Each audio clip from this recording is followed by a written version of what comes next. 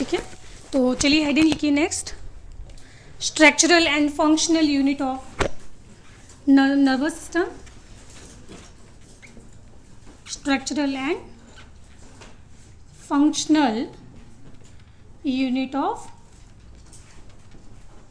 nervous system and that is neurons।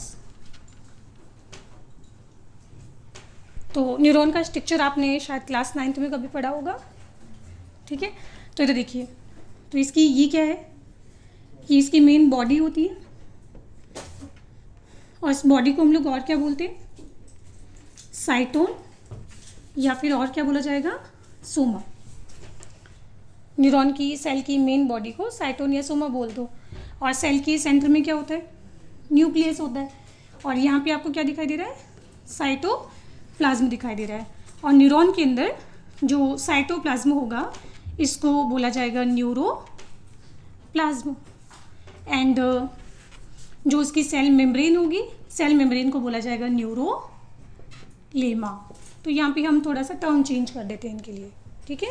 तो ये जो बाउंड्री है दिस इज न्यूरोलेमा और इसमें जो साइटोप्लाज्म होगा उसको क्या बोला जाएगा, न्यूरोप्लाज्म बोला जाएगा।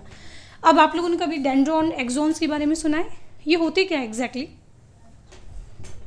अब देखिए, अब जरा ध्यान से सेल मेम्ब्रेन को देखना, तो ये सेल मेम्ब्रेन आपको नहीं लग रहा बाहर निकल गई, और सेल मेम्ब्रेन बाहर निकल के आपको नहीं लग रहा इस तरह से एक साइटोप्लाज्मिक प्रोजेक्शन बना रहा है ना। तो इन्हीं साइटोप्लाज्मिक प्रोजेक्शन को क्या बोला जाता है, डेंड्रॉन्स। तो ये क्या हो गए, दीज आर डेंड्रॉन्स। और डेंड्रॉन्स आगे जाके फिर से क्या होते हैं, इस तरह से ब्रांच हो जाते हैं। इसमें आपको फिर से इस तरह से ब्रांचिंग देखने को मिलती है। और डेंड्रॉन की ब्रांचिंग को क्या बोला जाएगा, डेंड्राइट्स। तो these are dendron and dendrites. ये दोनों क्या होते हैं, साइटोप्लाज्मिक प्रोजेक्शन होते हैं। अच्छा, इनका काम क्या है बेसिकली, मान लो कि नहीं होते डेंड्रॉन और डेंड्राइट्स तो क्या होता है। वैसे डेंड्रॉन और डेंड्राइट्स का काम क्या होता है, सिग्नल को रिसीव करना। तो सिग्नल को रिसीव करने के लिए आपको नहीं लगता सरफेस एरिया बढ़ गया है ना। अब सिग्नल यहाँ से भी रिसीव किया जा सकता है, यहाँ से भी, इस तरफ से भी, यहाँ से भी, है ना। तो सिग्नल को रिसीव करने के लिए बेसिकली इनका काम होता है क्या, सरफेस एरिया इंक्रीज करना फॉर रिसीविंग सिग्नल, ठीक है। अच्छा, अब इनके अंदर इन सब में सबसे बड़ा जो साइटोप्लाज्मिक प्रोजेक्शन होता है इसको क्या बोला जाता है, इनमें सबसे बड़ा साइटोप्लाज्मिक प्रोजेक्शन कहा जाता है क्या, एक्सॉन। तो एक्सॉन के ब्रैकेट में लिख लेना, this is largest cytoplasmic projection, है ना। अच्छा, एक्सॉन जहाँ से ऑरिजिनेट होता है उसकी गर्दन आपको दिखाई दे रही है, neck of axon. And neck of axon को बोला जाएगा एक्सॉन हिलॉक। तो ये वाला पार्ट क्या है, दिस इज एक्सॉन हिलॉक, जिसको आप समझने के लिए नेक ऑफ एक्सॉन बोल सकते हो या ओरिजिन पॉइंट ऑफ एक्सॉन बोल सकते हो। अच्छा, एक्सॉन हिलॉक का काम क्या होगा, आपको नहीं लगता है कि सारे सिग्नल जो है अल्टीमेटली यहाँ पहुँचेंगे, इससे भी यहाँ पे आएंगे, इससे भी यहाँ पे आएंगे और इससे भी यहाँ पे आएंगे, और सारे सिग्नल कहाँ पहुँचे, एक्सॉन हिलॉक के पास। यहाँ जाके इन सब का सम हो जाता है, एडिशन हो जाता है, और एडिशन होने के बाद ये ट्रांसफ़र कर दिया जाता है फाइनली एक्सॉन के पास। नहीं आया समझ में, मान लो कि इसने यहाँ से 3 सिग्नल रिसीव किए, इसने यहाँ से 2 सिग्नल रिसीव किए, मान लो कि आया ही सिग्नल यहाँ पे 1 था, यहाँ से 5 सिग्नल आ गए, और ये सारे के सारे सिग्नल पहुँचे कहाँ पे, एक्सॉन हिलॉक के पास। तो इन सब का सम कीजिए, 3 + 2 5, 5 + 5 10 और प्लस कितना हो गया 11। तो एक्सॉन हिलॉक के ऊपर क्या होगा, समीशन ऑफ नाउ सिग्नल, है ना। ये मैं सिर्फ समझाने के लिए ऐसा टर्म का यूज़ कर रही हूँ। तो इसमें एक्सॉन हिलॉक में होता क्या है, यहाँ पे समीशन ऑफ नर्व इम्पल्स। यहाँ तो कोई परेशानी। अच्छा, अब एक्सॉन के लिए भी अगेन टर्म चेंज किया जाता है। एक्सॉन की जो सेल मेम्ब्रेन होगी, ये जो सेल मेम्ब्रेन आपको दिखाई दे रही है, तो इसको क्या बोला जाएगा, एक्सॉन एक्सोलेमा। और एक्सॉन के अंदर जो साइटोप्लाज्म होगा उसको क्या बोला जाएगा, एक्सोप्लाज्म बोला जाएगा।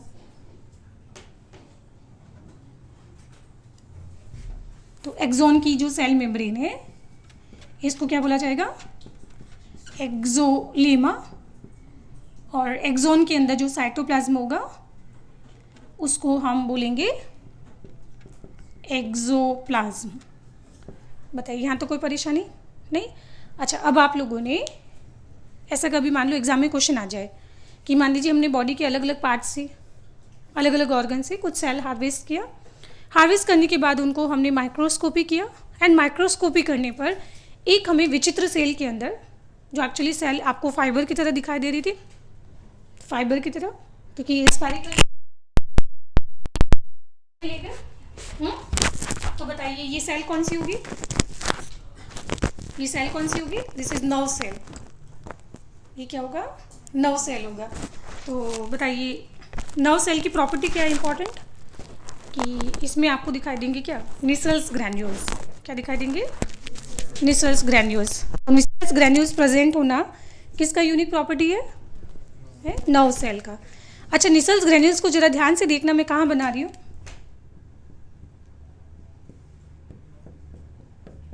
ये ब्लू कलर आपको क्या दिखाई दे रहा है? निसल्स ग्रैन्यूल्स दिखाई दे रहे हैं। तो निसल्स ग्रैन्यूल्स आपको साइटोन सोमा में दिखाई दे रहा है, उसकी बॉडी में, प्लस डेंड्रोन और डेंड्राइट्स में दिखाई दे रहा है। पर एक्सॉन के अंदर मैंने एक भी निसल्स ग्रैन्यूल्स नहीं बनाया है ना। तो ध्यान रखना, निसल्स ग्रैन्यूल्स प्रेजेंट होना किसका यूनिक प्रॉपर्टी है? Neuron only. This is Nissl's granules, जिसको साइंटिस्ट निसल्स ने डिस्कवर किया था, और इसमें लिख देना this is absent in axon, है ना। अच्छा, ये निसल्स ग्रैन्यूल्स बेसिकली है क्या? निसल्स ग्रैन्यूल्स बेसिकली है क्या? दीज आर सेगमेंट बोल सकते हो, या fragment of rough endoplasmic reticulum. तो बताइए इसका फंक्शन क्या होगा? These are segment of rough endoplasmic reticulum. क्योंकि रफ है तो इसके ऊपर राइबोसोम होंगे, और अगर राइबोसोम है तो इसका काम प्रोटीन सिंथेसिस होगा। क्या काम होगा इसका? प्रोटीन सिंथेसिस करना। कोई परेशानी नहीं इसमें, ठीक है। अब आगे आ जाते हैं एक्सॉन के ऊपर। तो एक्सॉन के ऊपर आपने कभी इस तरह से पढ़ा होगा माइलिन शीट के बारे में। और ये माइलिन शीट एग्जैक्टली बनी किसकी होती है? ये बनी होती है किसकी? प्रोटीन एंड फैट की बनी होती है।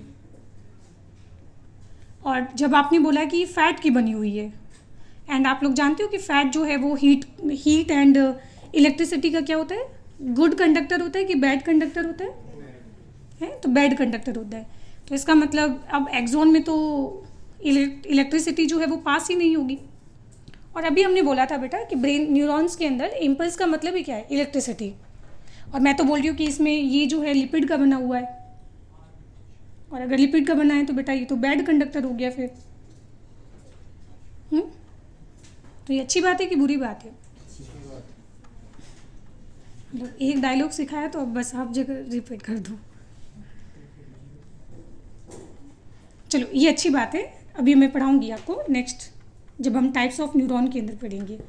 एक होता है माइलेटेड न्यूरॉन और एक होती है नॉन माइलेटेड न्यूरॉन। दोनों में से फास्ट कौन काम करते हैं? नॉन माइलेटेड, नहीं माइलेटेड न्यूरॉन फास्ट काम करते हैं। तो ये क्या दिखाई दे रही है आपको?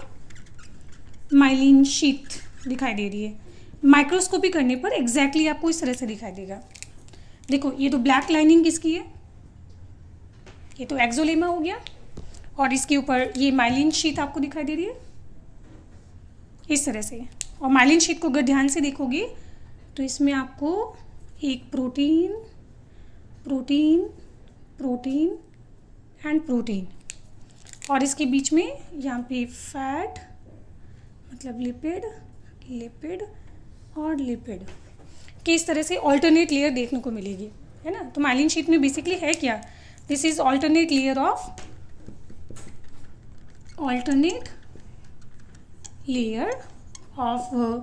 Lipid and protein.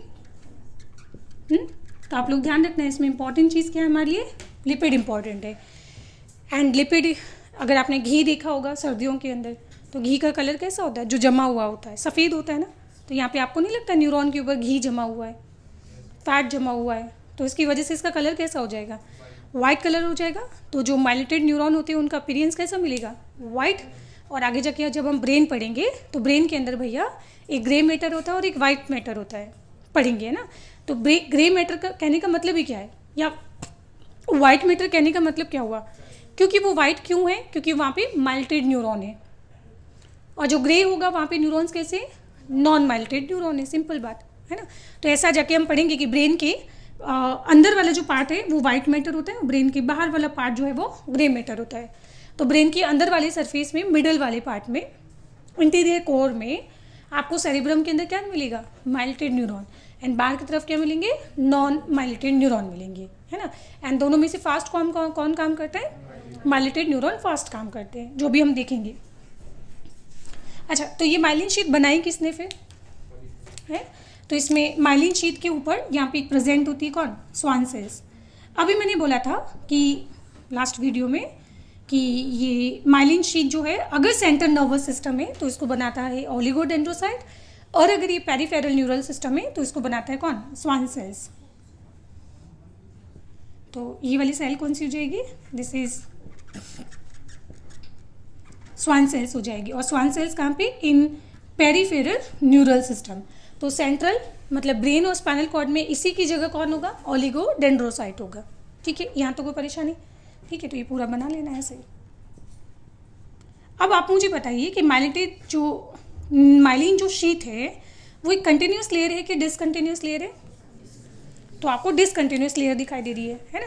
जैसे मान लो कि ये वाला लेयर और ये वाला लेयर, इसके बीच में यहाँ पे क्या दिखाई दे रहा है, ये गैप दिखाई दे रहा है, तो इस गैप को हम बोलते क्या है, नोड ऑफ रणवीर सिंह, नहीं है ये नोड ऑफ रणवीर है ये, तो नोड ऑफ रणवीर बोला जाएगा, ठीक है। चलो यहाँ तक किसी को परेशानी, बस ये हो गया एक्सॉन खत्म। अब आ जाओ एक्सॉन की एंड के ऊपर। तो एक्सॉन की एंड को कॉमन सेंस की बातें क्या बोला जाएगा, एक्सॉन टर्मिनल बोला जाएगा।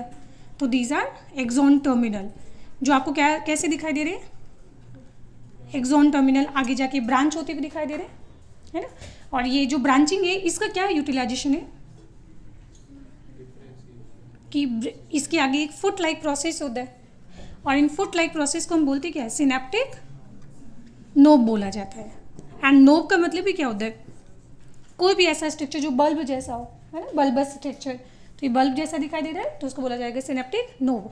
बाय द वे इसकी ब्रांचिंग से फ़ायदा होता है कि ये वाला एक न्यूरॉन के साथ साइनेप्स बनाएगा, ये वाला एक और न्यूरॉन के साथ साइनेप्स बनाएगा, ये वाला एक और न्यूरॉन, जितनी ज़्यादा ब्रांचिंग होगी वो उतनी ज़्यादा नंबर ऑफ न्यूरॉन के साथ साइनेप्स बनाएगा। एंड यू नो एक अकेला न्यूरॉन आगे नेक्स्ट कितने न्यूरॉन के साथ साइनेप्स बना सकता है, 1000 साइनेप्स। तो एक अकेला न्यूरॉन आगे जाके 1000 न्यूरॉन को साइनेप्स बनाएगा। एंड सोचिए फिर 1000 न्यूरॉन आगे फिर एक और 1000 न्यूरॉन के साथ साइनेप्स बनाएंगे, तो कितना हो गया, 10⁻6 हो गया, 3 और 3, है ना। अच्छा, फिर वो 10⁻6 न्यूरॉन आगे जाके एक और 1000 न्यूरॉन के साथ साइनेप्स बनाएंगे, तो कितना होता है 10⁻9। यू नो आपकी बॉडी में नंबर ऑफ न्यूरॉन कितने होते हैं, 10⁻11। ये याद मत करना, वैसे काम की बात नहीं है।